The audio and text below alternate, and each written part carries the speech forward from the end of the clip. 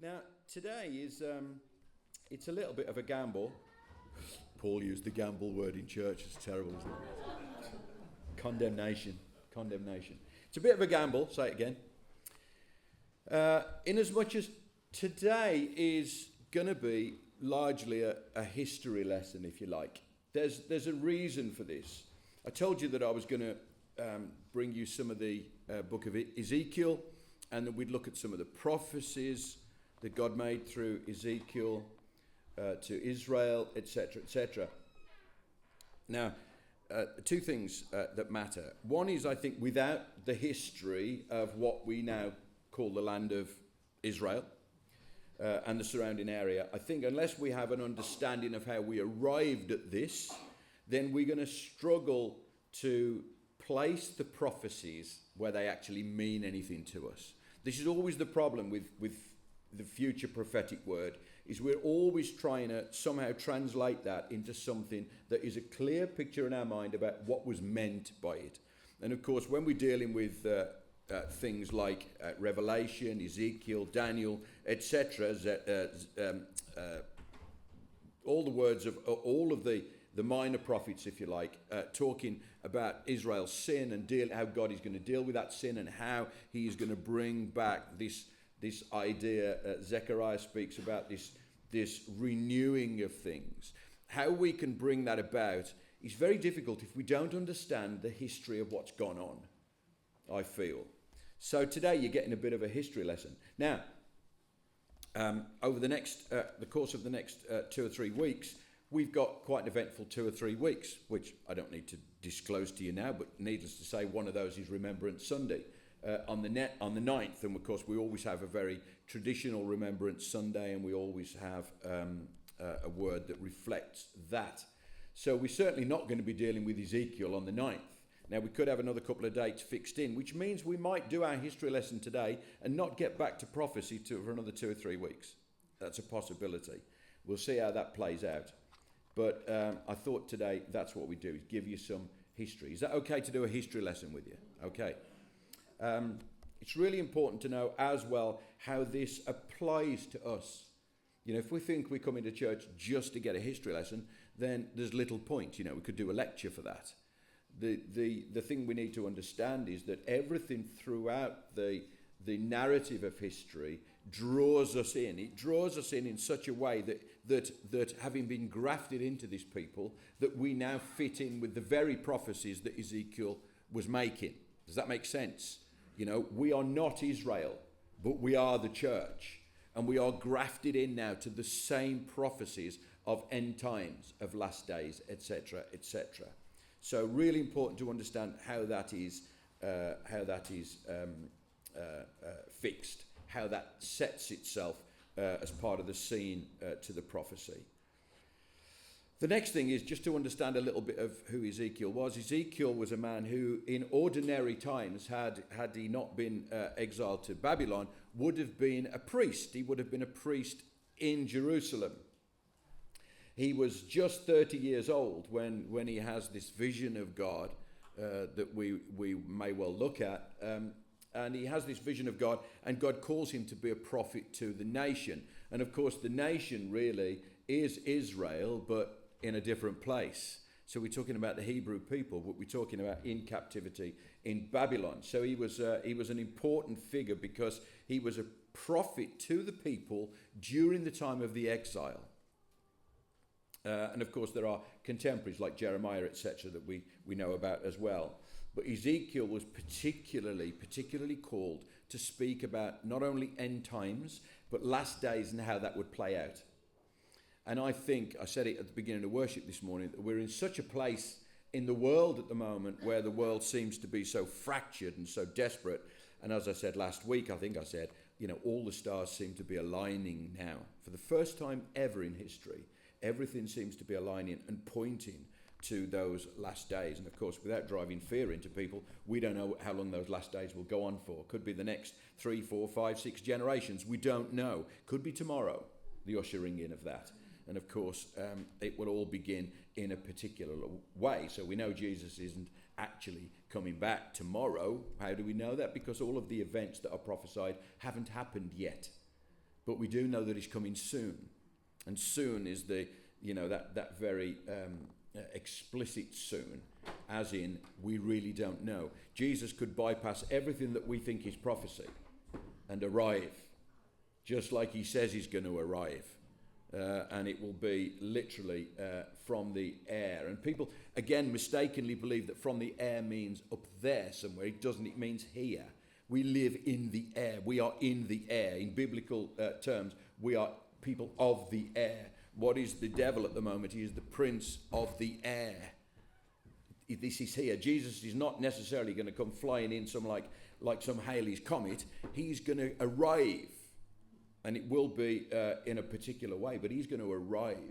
He might just walk up and touch you on the shoulder. I don't know how that's going to be, but I know it's going to be quite a scene when he does. So we don't want to diminish that, but we also don't want to give some impression that Jesus is going to come in somehow, like flying in like Halley's Comet. I mean, he could, but that's not necessarily what the Bible tells us. Sometimes that's misunderstood. So God sends Ezekiel to prophesy to the rebellious people, the rebellious nation that we might know as Israel.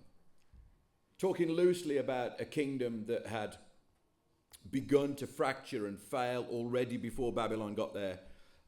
We already had all sorts of issues going on. We had apostate kings, not necessarily all of them, but many of them were apostate kings. I mean, it was a fracturing nation after Solomon, particularly under his son Rehoboam. It was a very, very fractured nation, but we'll get to that in a little while. It's through reading a few of the many prophecies of Ezekiel that we begin to see how much he has to say, not only about Israel at the time that he's speaking, that he's prophesying, but the history of that people and the future of that people. So what Ezekiel talks about is all of the example of the Hebrew people, from the very beginnings of the Hebrew people right through to the end times, as in the last day, and right into Megiddo and the battle and so on and so on. So he has this huge picture, but it's all very focused. It's all very focused. It's all pretty much about end times. He's not doing what others do about necessarily this is how to fix your sin. He is saying, God says this is the consequences now of you failing to fix your sin. He's a different type of prophet to Jeremiah, for instance. So we would do well to at least have an understanding, I feel, and forgive me if I've got this wrong, but I think to have an understanding of the history of what got us to now and what will take us into the future is pretty important if we want to look at prophecy properly. So I think all that's going on in the Middle East, for instance, now, you look at everything that's been happening in the last 2 years, since the invasion of Israel by Hamas, right through to where we are today, and the flag wavers in the square in London, and the university campuses, and so on and so on. Many of us have a sense of either misunderstanding, we don't know what that's all about, or perhaps we see one scene or another. So we see the flag wavers for the pro-Palestinian brigade. We see that somehow as the right way, or perhaps we see Israel's point of view, and so on and so on. We might find ourselves in particular camps. What we need to be is an overview of all of it. If we haven't got that, again, we will misunderstand everything that Ezekiel is primarily about. So you're going to get a short history lesson. How did the West Bank come about? How did Gaza come about? Etc., etc., etc. Is that okay? All right. So let's begin with this land that we call Palestine. What I would suggest, just digressing again, is if you don't make notes during this, you may struggle a little bit to reflect on it in a few weeks' time. If you don't make notes on it, and it's not possible for you to do that, then I would say listen to this again when Rofi puts it out there on the internet, and maybe you could do it then. Maybe you could gather up again some points there. So this land that we call Palestine, the land that we call Palestine, first century Palestine, if you like, where Israel sits now, all of that surrounding area, it's known as what's called a Levant. A Levant is a piece of land, I mean a huge piece of land, but a piece of land which is primarily used to get from one place to another. Now this is how this land began, geographically speaking and geologically speaking. A piece of ground known as a Levant, it's primarily for one peoples to cross into the land of another, potentially. Now this Levant was quite fertile, and so certainly not like it is now. During the time, for instance, of Abraham, and we'll cover this again a little bit more, the ground was much more fertile than it is now. Rainfall, much more oases, much more potential for growth, and so on and so on and so on. It was called the Promised Land for a reason. Promised Land not just because of the promise God made, but because it was a land flowing with milk and honey. It was a land, literally, to use that expression of milk and honey, where you could exist, you could live, you could settle. But up to the point of Abraham, nobody did, really. We were talking about, at the best, semi-nomadic people that would cross from Egypt to the northeast into Syria, and vice versa, Syria into Egypt. Those were the two major players, where we're going back to, certainly sort of 6,000 years or so ago. So we have this Levant, which is a piece of ground not really claimed by anybody. People live there, but there's not a nation. There's not a nation sitting there. And again, I'll speak a little bit about nations as we go on. So a little bit of a short history lesson. So these people that occupied the land, these people who were semi-nomadic, came from a mix of all sorts of peoples, both within and outside of the Levant, that we now call Israel, for instance. This land was occupied by a semi-nomadic people who were called Canaanites. And that's where we meet up with Abraham, isn't it? We start dealing with the land of the Canaanites. But that's a broad term. Canaanites is a broad term. It's not a specific tribe. They were made up of many other ites, many other tribes. They were a Bronze Age people. They were really a people who were made up of, as I say, all the surrounding lands as well as being within the land itself. And towns did spring up. Small settlements did spring up because it was then a fertile region. But remember this.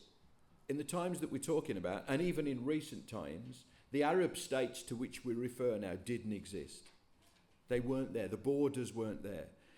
Countries that we acknowledge today, Jordan, Transjordan, Egypt, all of these places that we would literally recognize today, Saudi Arabia, Afghanistan, Iraq, Iran, all of these places, Syria itself, they did not have borders in the time that we're talking about.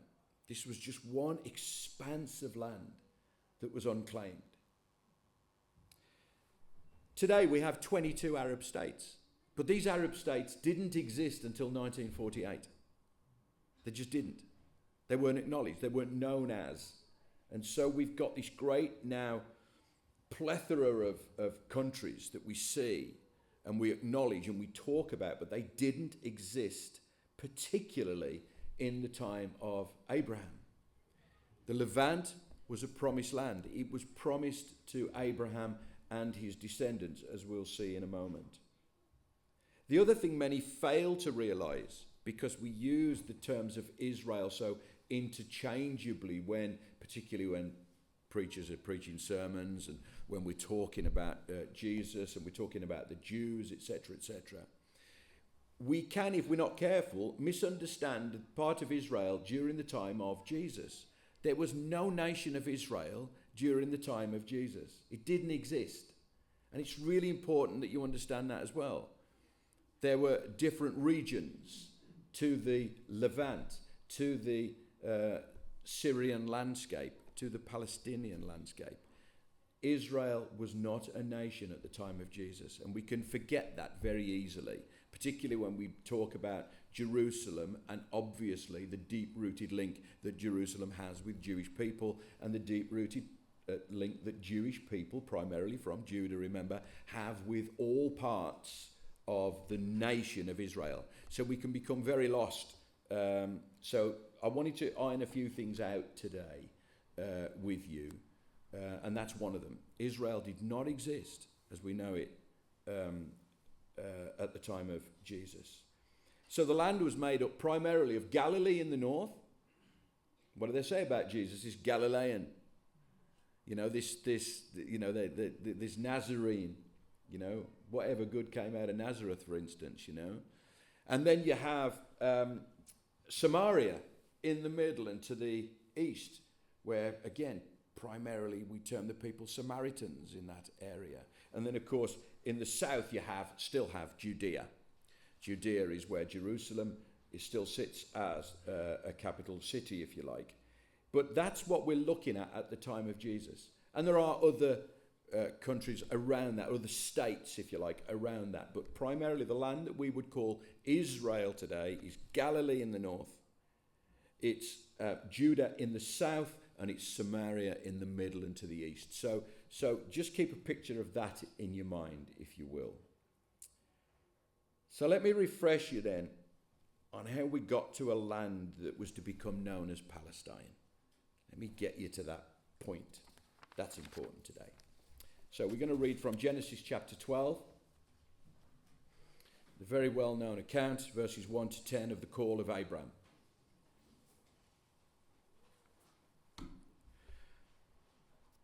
The Lord had said to Abraham, "Go from your country, your people, and your father's household to the land I will show you. I will make you into a great nation, and I will bless you. I will make your name great, and you will be a blessing. I will bless those who bless you, and whoever curses you, I will curse, and all peoples on earth will be blessed through you." So Abraham went, as the Lord had told him, and Lot went with him. Abraham was 75 years old when he set out from Haran. He took his wife Sarai and his nephew Lot, all the possessions they had accumulated and the people they had acquired in Haran, and they set out for the land of Canaan. And they arrived there. Abraham travelled through the land as far as the site of the great tree of Moreh at Shechem. At that time the Canaanites were in the land. The Lord appeared to Abraham and said, "To your offspring I will give this land." So he built an altar there to the Lord who had appeared to him. From there he went on toward the hills east of Bethel and pitched his tent, with Bethel on the west and Ai on the east. There he built an altar to the Lord, and he called on the name of the Lord. Then Abraham set out and continued toward the Negev. Now there was a famine in the land, and Abraham went down to Egypt to live there for a while because the famine was severe. Okay, so that sets the scene for us. The calling of Abraham to go to this promised land, to go to Canaan. Really clear direction from God. This is what you are to do.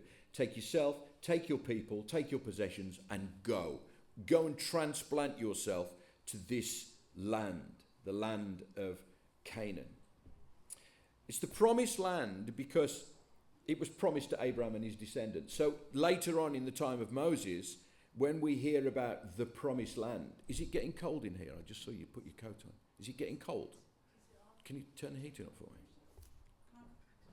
Yeah, I do. Love on that one. Yeah. Keeps you awake, it's a bit cold. I said that, turn it up, you'll all be snoozing in about 10 minutes. So the promised land, because God promised it. This is why it's known, even at the time of Moses, as the promised land. God does not change his covenant. The covenant stands with Abraham. The promised land is still the promised land. Makes sense, doesn't it? Absolute sense. Just a little word on the chosen people. Again, a misunderstanding. Many Christians do this. You know, we are so indebted to the Jews because they are God's chosen people. Somehow this special people that God chose because they were special. No, he didn't. He didn't choose the Hebrew people because they were special. He chose the Hebrew people because they were few. It's really important, this. There is, particularly in the realms today of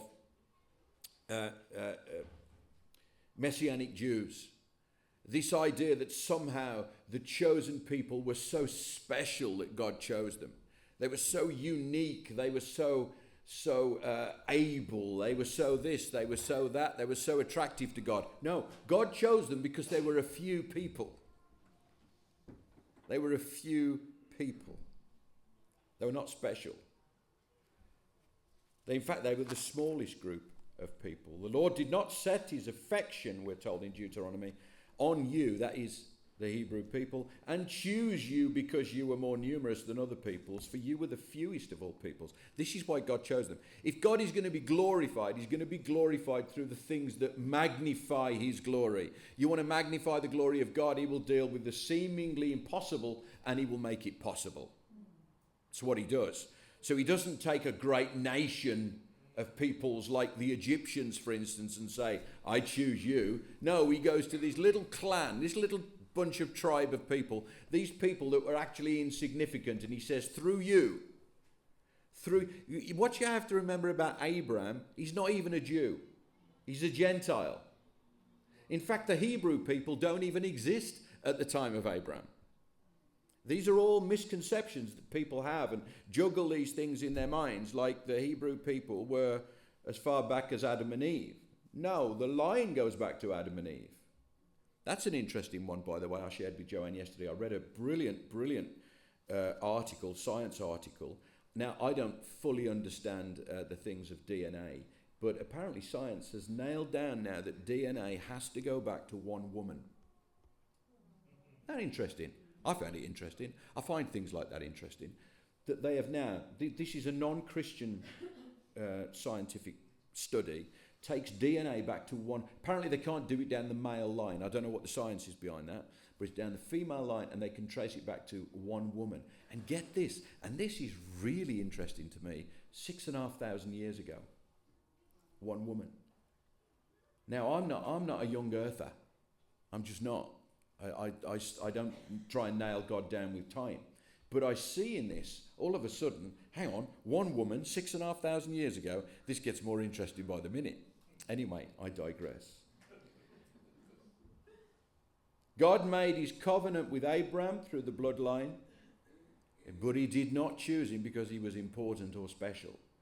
He chose him because he was a Gentile, and he came out of a very pagan society in Ur, the Chaldeans. He came from a place that was really worshippers of the moon. That was their primary god, the moon. They must have liked the dark or something, I don't know, but their primary worship was the moon. What else do we know about Abraham, not only being a Gentile, was that he was a man whose life had been full of sin. Full of sin. And yet God chose him. Why? Same reason he chose the Hebrew people in their entirety at one point, that he might be glorified through the magnification of his glory working. It's as simple as that. It's all those things that you think are too small for God to be interested in. I mean the reality things. You know, I'm not talking about your parking spaces. I know we have that conversation a lot. I'm talking about the things that you might think are small things in your life that have significance. Don't ever forget God is working in those. And God will change those and improve those and so on and so on and so on. So we see a beginning now of God's plan. God's plan that is seen right through to the end. You know, Ezekiel prophesies about things that will happen in the end, not just the beginning. So we just have a beginning now. As Churchill might say, we don't even have an end of the beginning. Okay? We have a situation now where Ezekiel is prophesying to something that is in the future, even of us today. And God will see that out. That is his plan. But his plan began, as far as we're concerned today, with this man Abraham, this Gentile from Ur, this man who came and followed God's plan and God's course for his own life. But the first thing we're told that is quite miraculous is that when Abraham goes to this very, very fertile land, by the time he gets there, there's a famine. And so he goes down to Egypt. And then, of course, we see all the interactions with the Egyptians. But we find that he goes to this land that God's promised, this land that is so fertile and so milk and honey. And there's a famine there. Everything that Abraham expected through God's promise. Imagine the doubt on his call. Imagine, I've brought all these people with me. I mean, he was a rich fellow, was Abraham. I brought all these people with me. I brought all these herds with me. I brought all the possessions. We have arrived in this magnificent caravan of people to this land that God has called us to. And they get there and there's nothing. Imagine that. Imagine that. What a difference that must have made to him. Imagine how many people wanted to tap him on the shoulder and say, Abraham, can I have a word? Because this ain't working out, is it? This thing is not working out.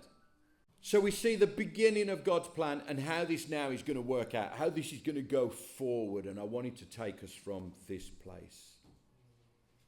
He goes down to Egypt, and what happens? The people settle actually by the Nile. They don't settle in Canaan. They settle by the Nile. They grew to such a population. You know, what God promised he would do with the people of Abraham, he does. His offspring are many, many, many, many. We're talking, into the thousands. They grew to such a population that Egypt, the other side of the Nile, became really nervous. Really nervous now. And we'll see later on why they've become very nervous about the Palestinians also. But here today, Egypt now got great concerns. What are we going to do about these people?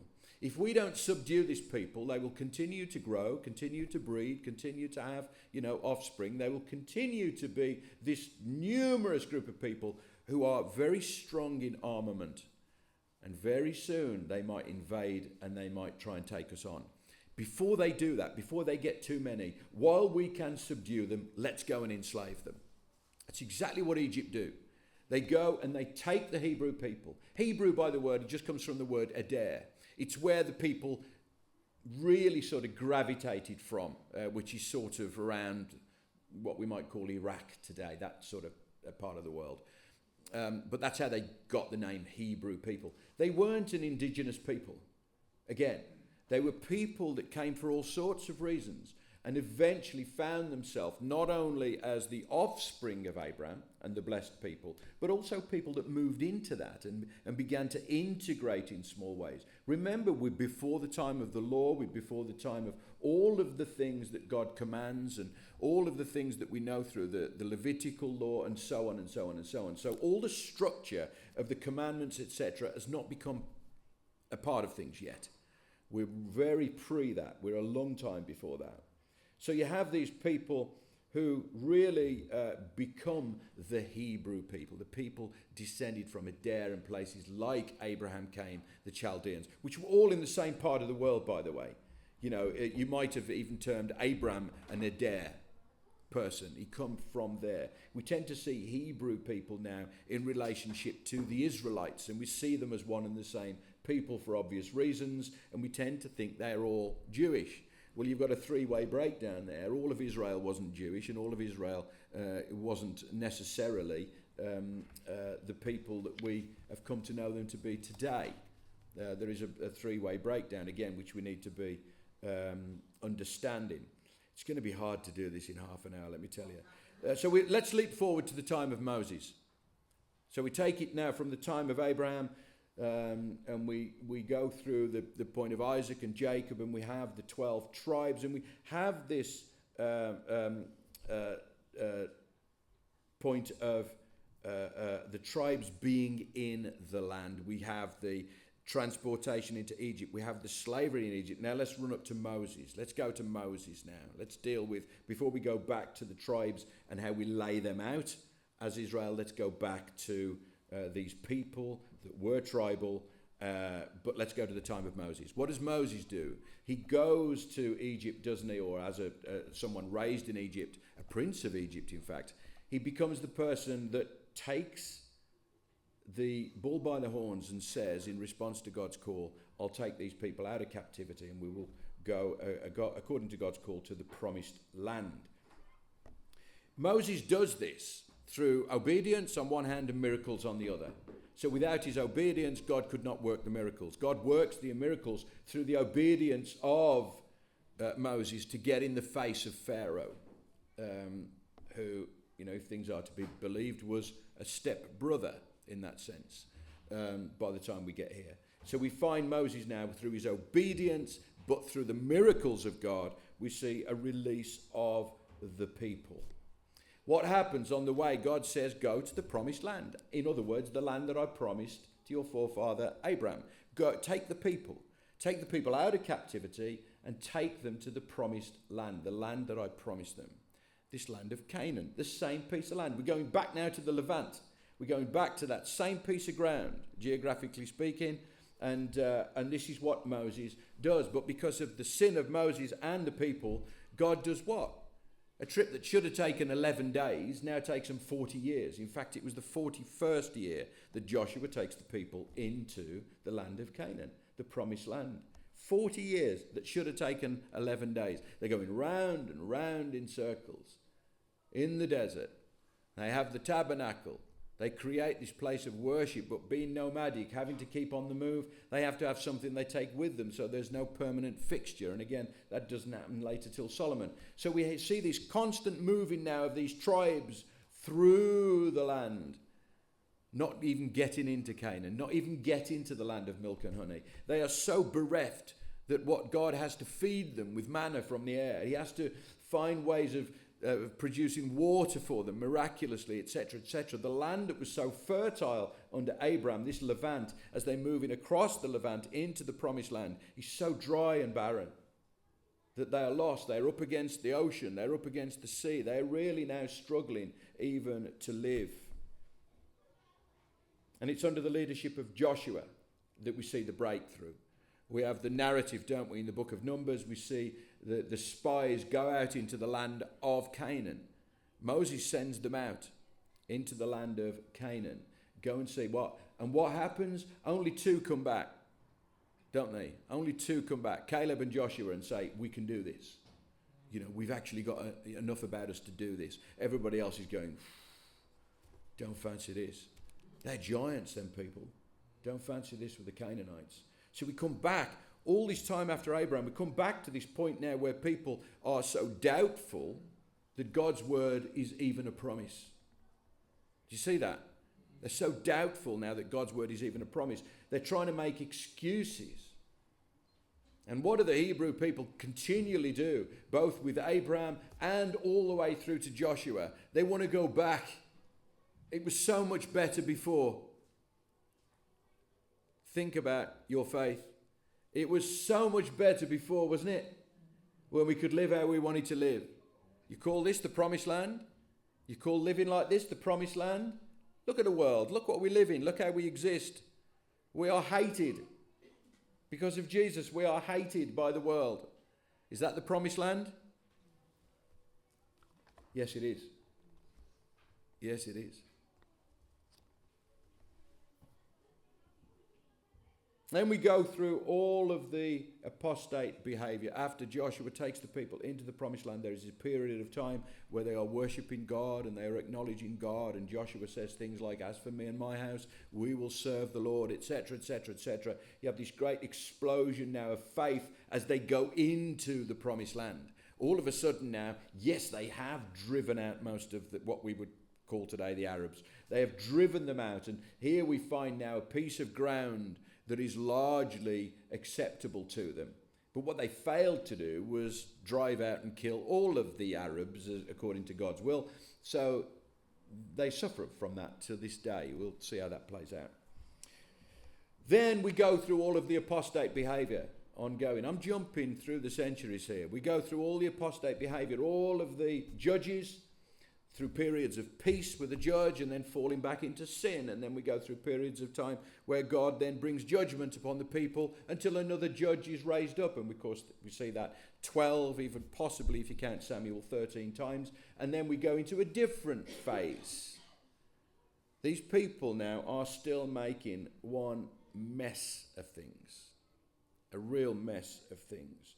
So what do? They decide, because it seems to work for everybody else, we're fed up with these judges and falling back into this way of behaviour and the judgments from God. We'll take a king. Let's have a king. So they have a king. The king, his name is Saul. They pick him. God allows it. God's spirit of works upon Saul, and it works with Samuel, that he is literally anointed as king. But he's not a spirit-filled person. He is not the person that God would have chosen. The people chose this man.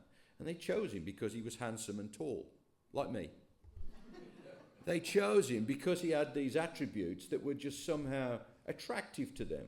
Would be a great leader, let's have him. And so God says to Samuel, yeah, anoint him as king. Let's see what happens. And of course we know what happens. So we see King David rise up. You know the whole narrative of that. We're not doing that today, but the whole narrative then of David rises up, becomes king, and he unites all of the tribes in the northern kingdom and the southern kingdom of Judah, and we have now this country we might call Israel. Proper. The first time with defined borders. With defined borders. We're way ahead now of the tribes, of the 12 tribes.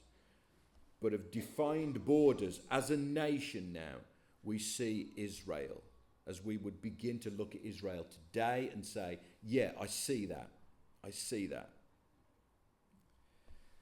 What does David do? He brings the ark into Jerusalem, and he places that ark in Jerusalem and creates this, if you like, this capital city that in terms of Christendom and Judaism and, to a degree Islam, is this sort of capital city of the religious world today.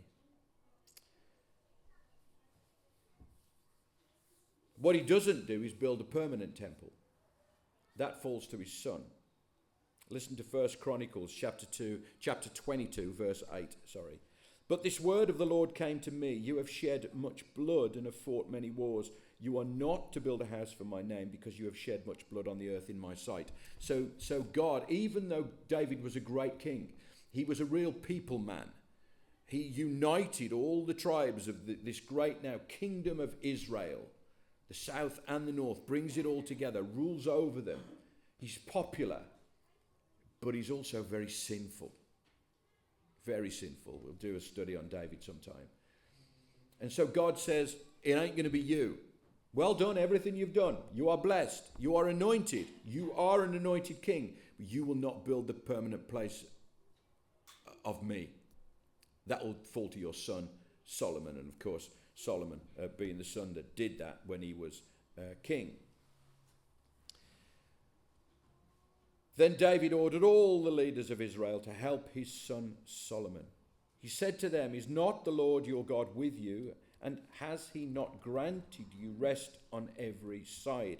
For he has given the inhabitants of the land into my hands, and the land is subject to the Lord and to his people. Now devote your heart and soul to seeking the Lord your God.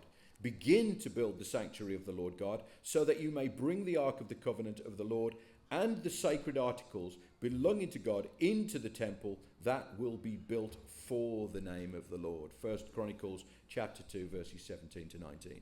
So there we see the instruction now to Solomon. Builds the temple. We have a time really of, if you like, a fair time of godliness as it was intended. Yeah, there are slips here and there. We're not dealing with the slips today, but we are talking about a period that was largely God-fearing. Again, just a little digression. I am prone, going through this stuff, to say things that are not 100% correct 100% of the time. I'll give you an example of that. Last week I said something in the sermon, and it was only when I thought about it afterwards. I thought, did I say that or did I say that? I referred to Psalm 33 last week, for instance, when I should have been talking about Psalm 22. I was getting my bingo numbers all mixed up, I couldn't get this. Sometimes this happens, errors happen. So don't beat me up for it. I'm just waiting for all the comments. Oh, you didn't get that bit right. That does happen. We're just talking, okay? It does happen. So don't despise me for it. Sometimes those things will happen. But I always admit them where I remember them, like that, okay? Sure, somebody must have told me it was the wrong psalm. So now we move on to Solomon's son, Rehoboam, and we witness the division now of the united monarchy. So under Solomon's son, we see a breakdown now of that wonderful place of Israel, where we talk northern and southern kingdoms, this united nation of Israel is breaking down. Why? Well, the northern tribes rebelled against Rehoboam. If you read the narrative, you will see Rehoboam put heavy taxes on the north, and they're like people are today. We ain't paying that.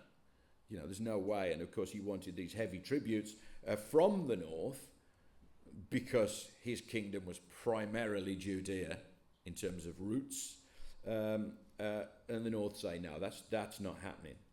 So we see through heavy taxes and forced labour, etc., we see this split again into two separate kingdoms: Israel in the north, Judah in the south. Now, we move forward slightly, between 800 BC, thereabouts, and 600 BC, we have a succession of both religious and apostate kings. We have both sorts. You get this juggling act going on.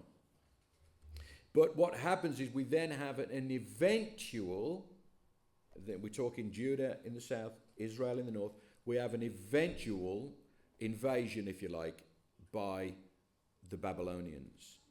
All right. We have this Babylonian period now. Prior to that, by the way, we had the Assyrian invasion. So you've got these empires now struggling to do, what we've all done, what Rome's done, what Great Britain has done, etc., etc. Create these empires. France, everybody's had a go. The Russian Empire, everybody's had a go at this. Creating these extensions of our land. Why? For mineral wealth, for trade wealth, just for, you name it. Agricultural reasons, all sorts of reasons. There are these extensions of kingdoms and taking on of lands. And of course, the Middle East was largely a poorer area than it is now. I mean, it was only in the 20s that they discovered oil. They didn't know they were sat on top of these gold mines. I mean, they hadn't got a clue. That came about in the 20s. So we see a place that is still quite fractured, but a place that is still struggling to find its identity today. Judah is renamed Yehud, and it becomes a Babylonian province. After this, we have the Persians. Then we have the Greeks under Alexander. And they're also known as the Seleucids, if you like, later on, through the royal family in Greece. We have the Hasmonean dynasty. Again, they were a ruling family of ancient Judea that rose up out of a people called the Maccabees. So you've got all this stuff going on, but I'm trying to keep it as simple as I can for you. That after the 2nd century BC, we fall now within the time frames that we are concerned when we're dealing with the times of Jesus, for instance. So remember, Israel is not a nation anymore. It's not happening. All of that land is now taken on by the Roman Empire. Okay, we've had the Assyrians, we've had the Babylonians, we've had the Seleucids, we've had the Greeks. Now we've had the Hasmoneans. Now we have the Romans. And under Rome, what do we have? The people that we've come to understand and know as the Herods. We have the Great, we have Antipas, and we have Agrippa. Again, remember, when we're dealing with biblical narrative, we're dealing with 3 different Herods. You've got Herod the Great. He's the one that tries to kill Jesus when he's an infant. We have Antipas. He's the one that crucifies Jesus. And we have Agrippa. He's the one that persecutes the early church and gets eaten by worms, bless him. There is, 3 different people, 3 different puppet kings we're talking about.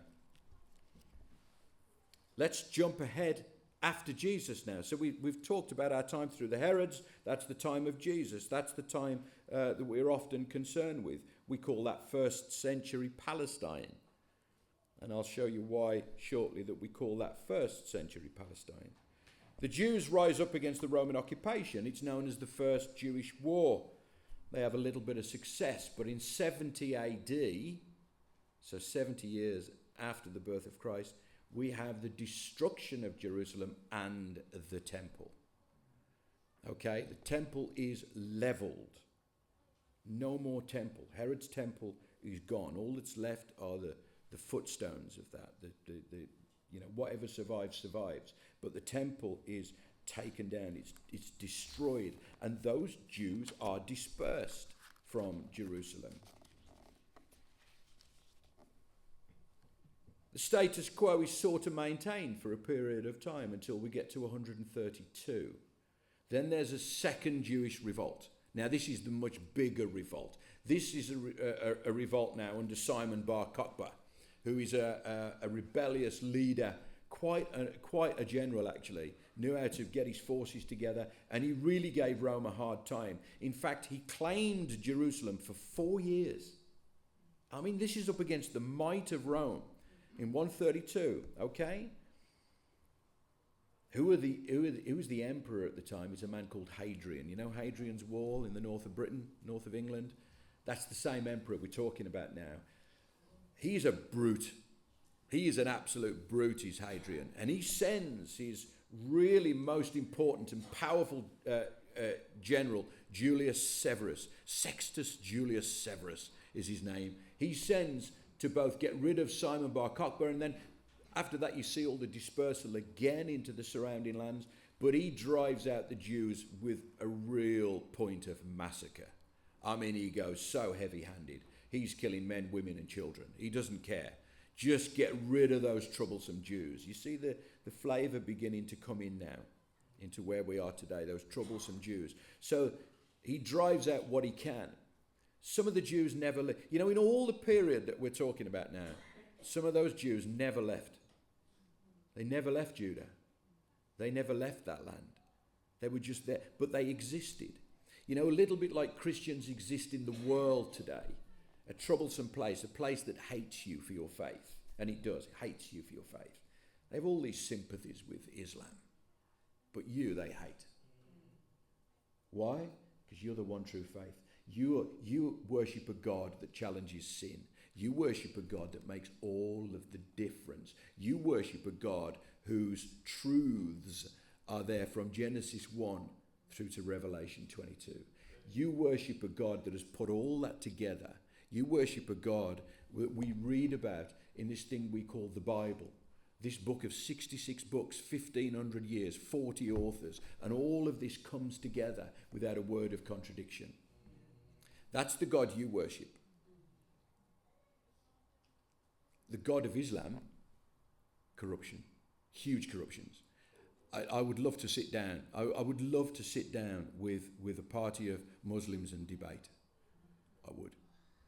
Because I know who wins the debate before we even start. Not me, him. Wins that debate every time, without question. Anyway, I digress.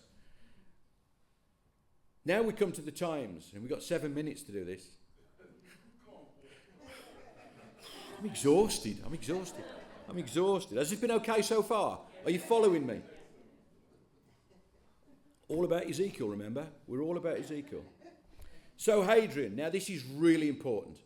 And if we go over 2 or 3 minutes, this, if nothing else, is really important, because this point that we get to now makes all the difference. As a punishment of the Jews, Emperor Hadrian, under his General Severus, he now does something in Jerusalem that's not been done before. He goes to the place of the site of the mount where the temple did sit before it was destroyed in 70. Remember, we're many decades on now. But he goes and he builds there a temple to Jupiter, the Roman god Jupiter, who is the most senior of all their gods. And he places statues of Hadrian and of himself as the conquering general outside of the temple to Jupiter. That's the first thing he does. So his determination is to punish the Jews not only by slaughtering and dispersing, but now claiming for the senior Roman god the place of our and their God. Claiming it. And he builds this temple to Jupiter.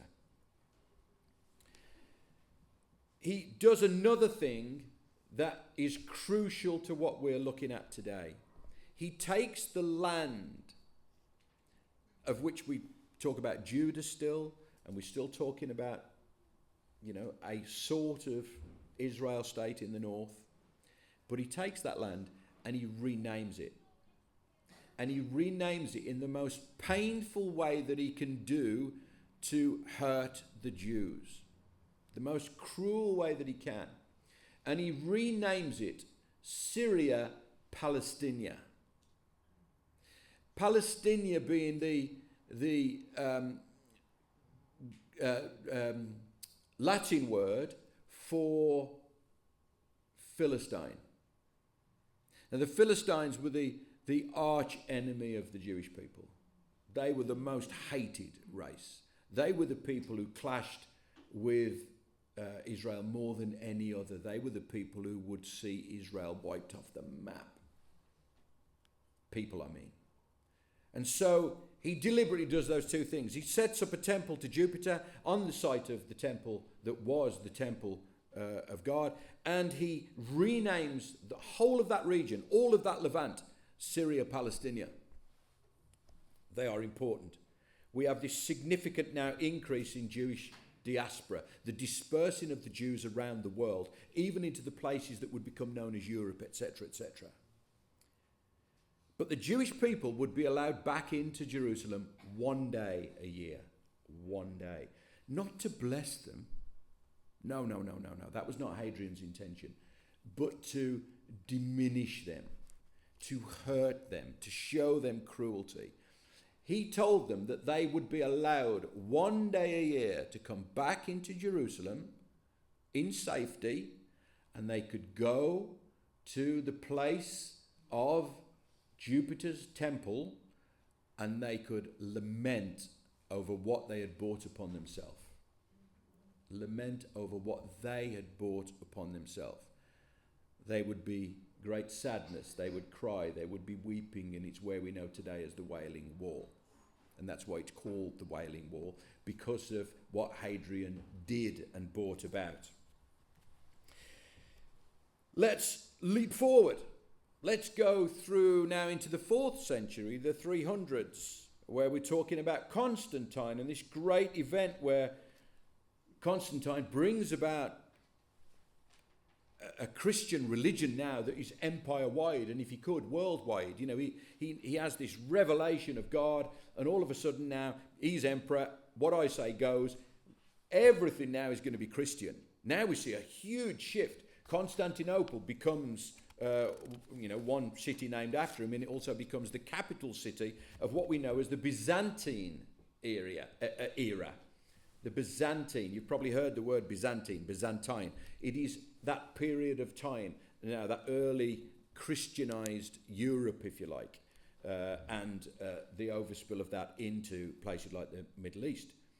After him come the Mongols under Genghis Khan. Again, we see this great, great uprising. They become the Ottomans, the Turks. They become the people who really remain in charge of that land, that Syria Palestina, until the time of what we know as the First World War. We've come in 45 minutes from Abraham to the First World War. That's a lot to squeeze in. So well done. If you're still awake, well done. But to get this over to you in such a way, I say, I forgive forgive me if I make, the odd error here and there. I'm trying to do it in as fluid a way as I can. So we see the Ottomans. The late 19th century sees this rise of Jewish now nationalism, though they have no country, coming back into fruition. They're known as Zionists. They're known as they follow this progressive Zionism. And this ism is about them. It's not about a state. It's about them.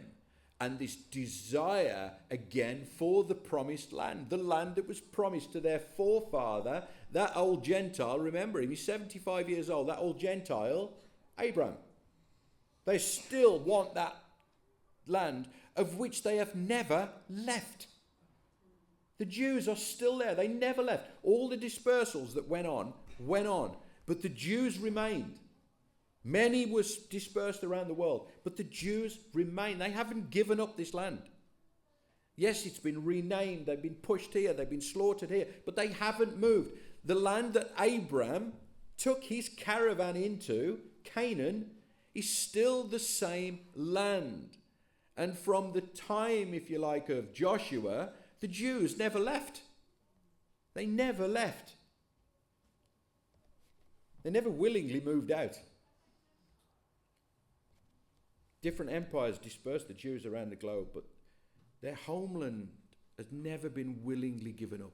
Their homeland had never been willingly given up. So we have a conundrum. We're going to sort of bring things to a close with this. We have a conundrum. What is Israel today? Well, let me go back very briefly to the First World War. In the First World War, we have this rise of Zionism. After World War I, the Ottomans, because of the defeat of Germany and the Ottoman Empire, we see now the nationalism of that land taken on by Great Britain. Great Britain now become the people in charge of that land, the Promised Land, the Levant, the Israel, the Judah, the Syria, Palestine. Now Britain are in charge. 1922, Britain are in charge. We're granted control of that, not by force, but by the League of Nations. So the League of Nations that came together after World War I and hoped it would never happen again are the very people that gave it to Great Britain and said, you police it. You're in charge. You take it as part of the British Empire and you police it. That became known as Mandatory Palestine. Syria, Palestine now changes. In 1922, we see Mandatory Palestine. So let's just get ourselves up to speed. Forgive me going over a few minutes. Up to and including the Second World War, Great Britain is in charge of Mandatory Palestine. After the events of the Second World War and that very horrific thing called the Holocaust, we now, because of our powers in the region and because of subsequent diplomatic meeting, decided the Jews must have a home. Where was their home? It was the home they'd never left. This is really important.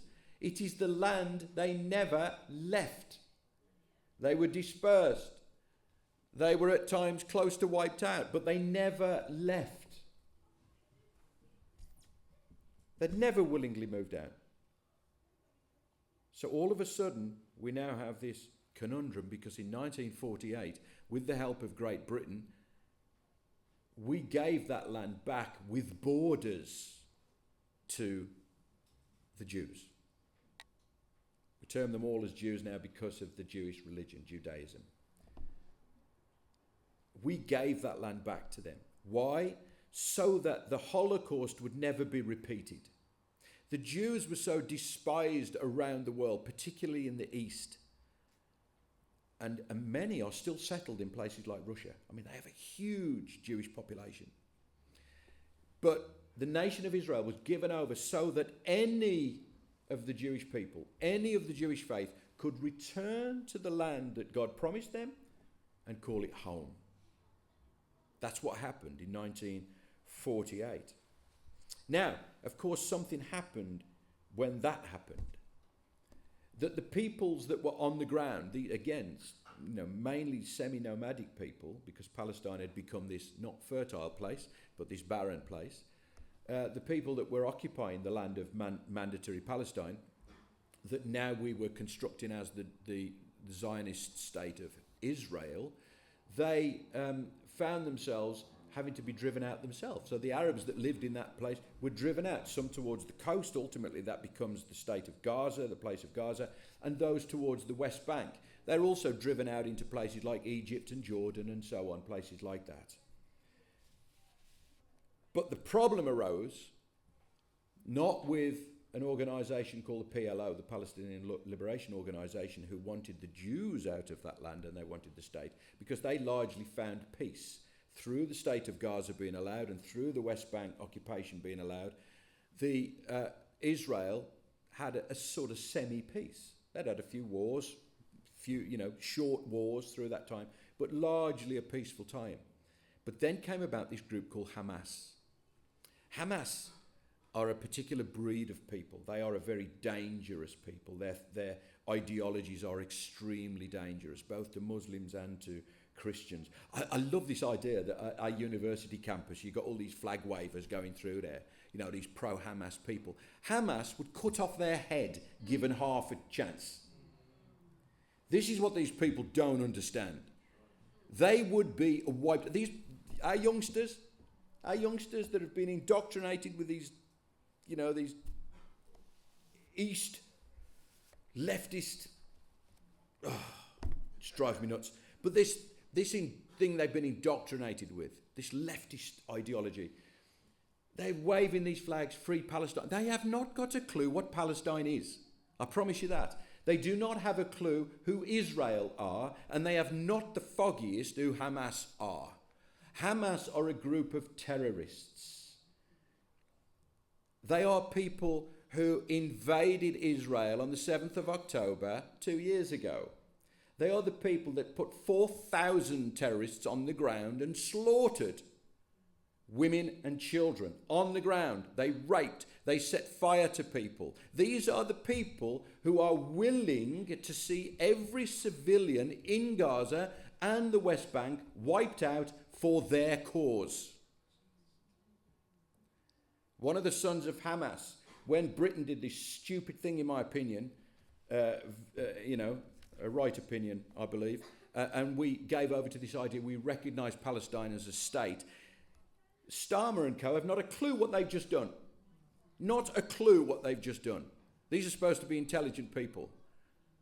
You know, one of the sons of Hamas, you know what he said? He said, when your prime minister accepted that Palestine is now a state, he said he just opened the doors to the devil. They have not a clue what's going on. They haven't had your benefit of a history lesson, for a start. Hamas will not stop. Their ideology is that they will not stop until every Jew is dead. Not dispersed, not like the Romans did, not like the Babylonians did, not like every other empire. They want every Jew dead. Mark my words. And read into that every Christian as well. Every Christian. Christians are not safe. Nobody like the BBC and all that sort of leftist brigade have been reporting on the Christians in Gaza. You know, there's been so few provisions in Gaza that people have been suffering. Well, they're Muslims that have been suffering. Imagine how the Christians have been suffering, because they wouldn't get a look in. You know, these are hard times, and these are important times. And let me tell you this, Ezekiel prophesies it all. Every last bit. Are you all right for a couple of minutes? Are you fed up now? Are you tired now? Because if I don't do this, we've got nowhere to go in a couple of weeks' time.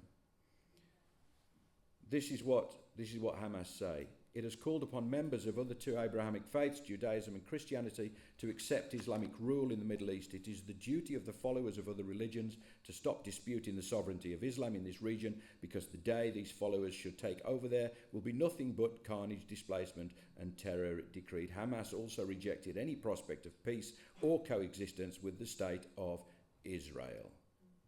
They say Hamas rejects any alternative to the full and complete liberation of Palestine from the river to the sea. That only happens if all the Jews die. That liberation. Because that land is still the same land that God called Abraham to. You know, that other guy that Islam still hold up in reverence. Abraham. The same Abraham, by the way. That promised land is still the promised land. Where are we today? We are getting to the end.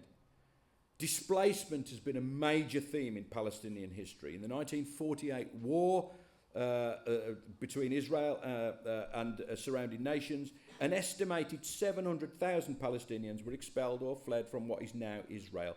Palestinians refer to the event as the Nakba, that is catastrophe. In the 1967 Mid-East war, when Israel seized the West Bank for their own protection and the Gaza Strip, 300,000 more Palestinians fled, mostly into Jordan, and by the way, tried to take over Jordan and the Kingdom of Jordan.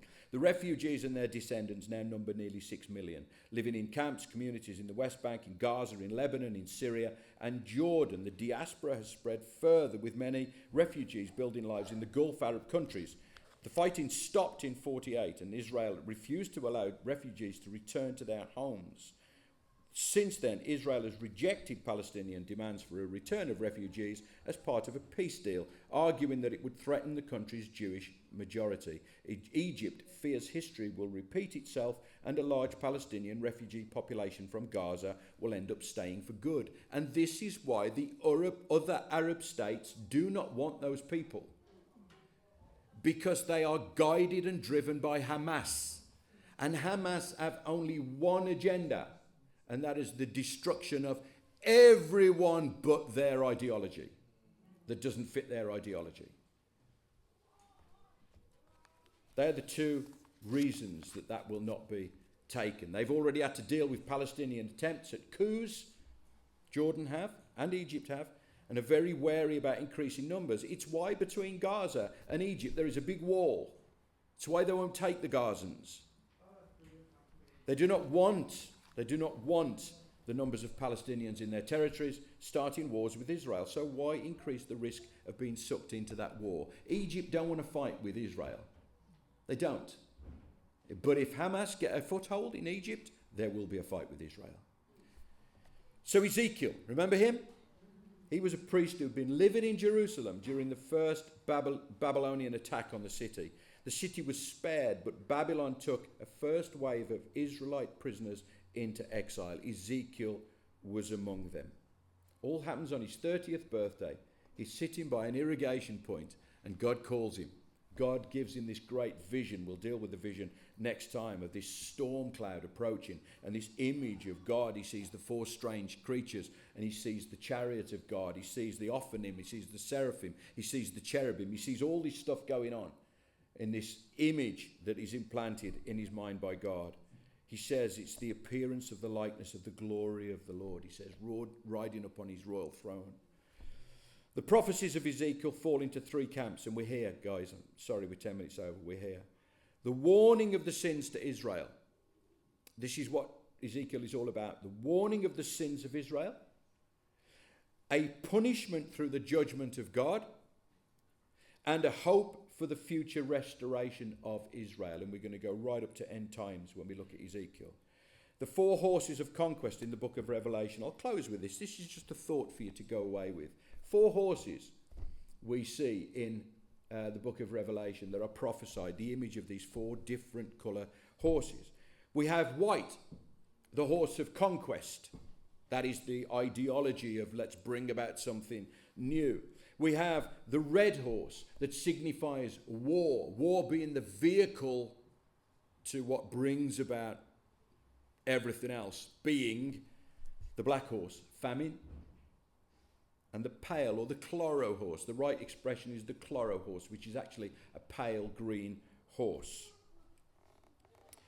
A white horse, a red horse, a black horse, and a pale green horse. I'm going to close with this. Go away and have a look at the Palestinian flag that our university types and the pro-Hamas types are waving on the streets at the moment. Go and have a look at the Palestinian flag. I'm not a conspiracy theorist. You know what, me? I'm not a conspiracy theorist. But what I am is a realist. Go and have a look. Go and have a look at the placement of the flag. Look at the colours of the flag and look what drives the famine, the conquest, and everything else. It's the point of red of war. Just go and have a look at it and just satisfy yourself. Is that enough for today? Next time we go to Ezekiel, okay? God bless you. Let's pray. Heavenly Father, thank you for sustenance today. Thank you, God, for giving these good people at least the willingness to see it through. Lord, we submit to your word. We believe everything that you tell us. We believe, God, the importances of understanding our very own history, of which we are grafted into. We see a world that is so deep, so really intrinsically difficult to understand because of the way empires have moved, the way monarchs, emperors,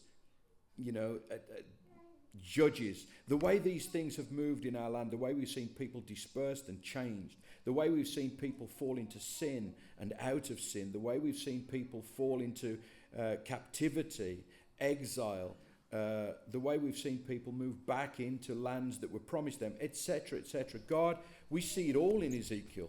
We see the realization in Ezekiel through your prophet, that magnificent word that you bring through your prophet, both of all of the challenges of sin and through to the restoration of your people, including us, your church.